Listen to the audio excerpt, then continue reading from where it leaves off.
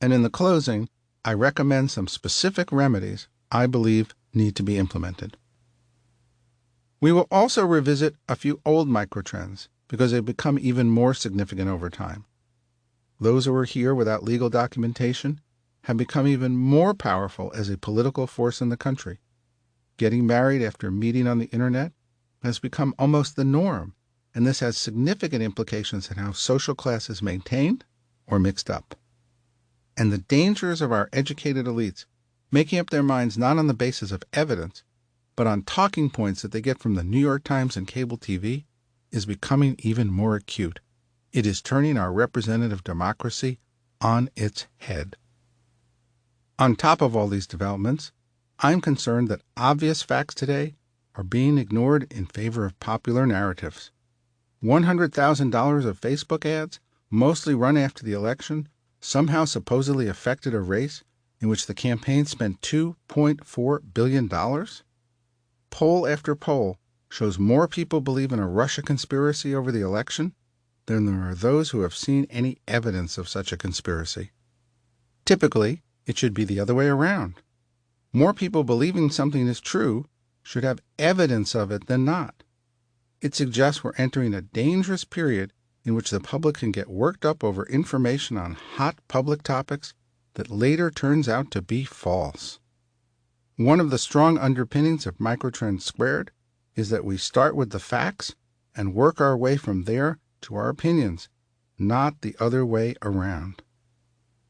I want to thank my collaborator, Meredith Feynman, for her tireless devotion to the project, for keeping us on time, and for thoroughly exploring all of the ideas I developed. My researcher, Amelia Showalter, did a fantastic job with the numbers and background material. I thank them both for their incredible contributions and hard work.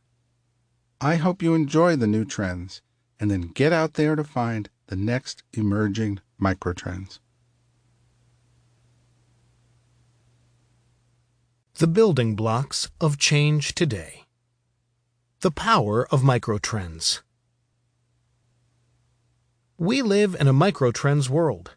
It's driven by granular, often opposite patterns of human behavior that seem small but punch above their size.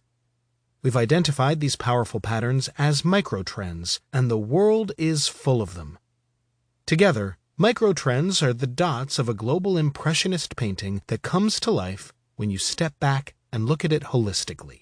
These forces have only become more impactful in recent years, and they've started to upend society. 10 years ago, when I first identified these patterns of change in microtrends, I saw a world of boundless opportunities.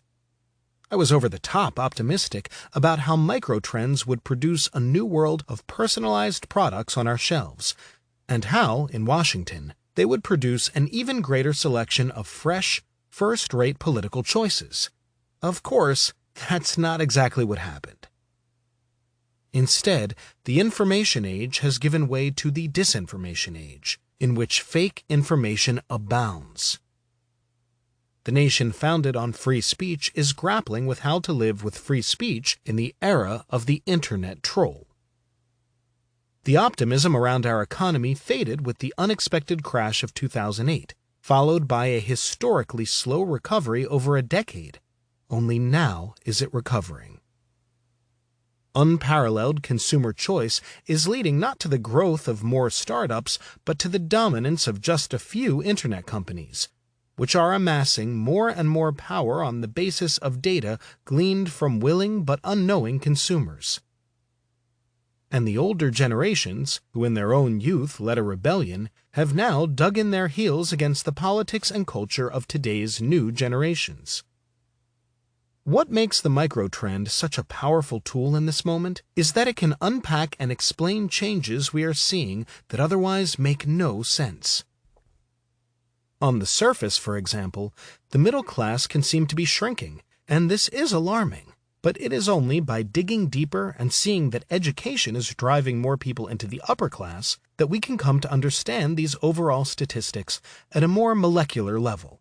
Often, two diametrically opposed trends are occurring at the same time, which would be invisible in the averages, but which leap out when understood as the result of a cauldron of microtrends.